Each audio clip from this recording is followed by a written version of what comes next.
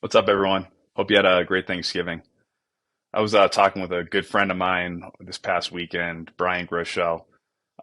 He manages product quality and product safety at a company called Bark.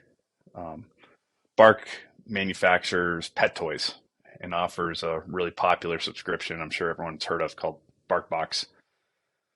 Great holiday gift, by the way, for your fur babies if you're looking for one. He brought up a good point that no matter really what your role is inside your companies, everybody needs to be good at sales, even if it's just moving your internal projects along and your initiatives forward. This got me thinking of some transformational software technologies that I've sold in the past when I was at VMware for VDI and bring your own device to work. And organizations like Purdue Farms that were successfully procuring it and rolling that technology out company wide. I found that their executives were actually doing more selling than I was. But where I really helped and where we really helped Purdue Farms was bringing commercial insights.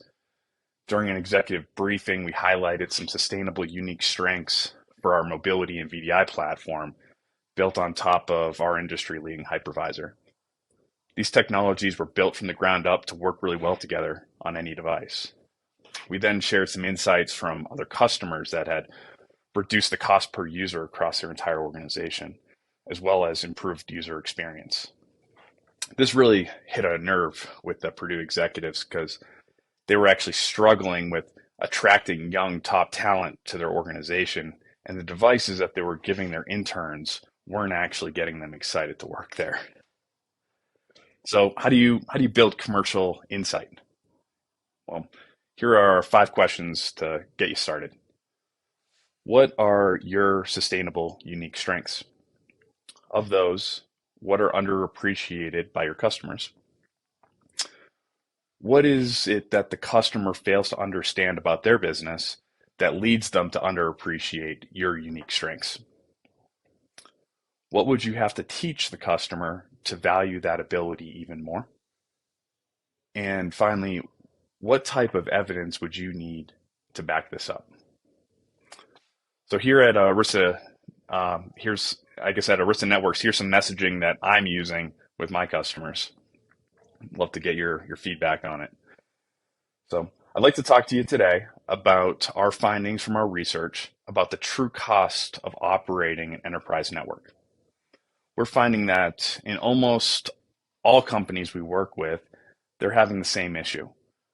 Every 25 cents that is spent on hardware, it costs the company 75 cents to operate that over the lifetime of the hardware. We've been looking into this problem with more detail. And do you have any idea how much this could be costing your business? Let me share an example with you. One of the top 5 banks in the US had 250 resident engineers from Cisco running their network.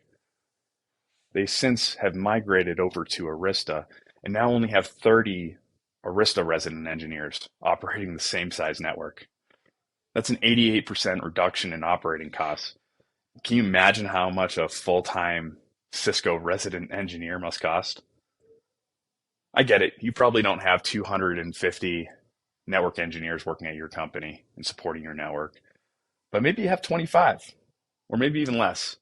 But what if you could get that number down to 3 and then repurpose the rest of those engineers to new tasks that actually add business value? Let me know what you think.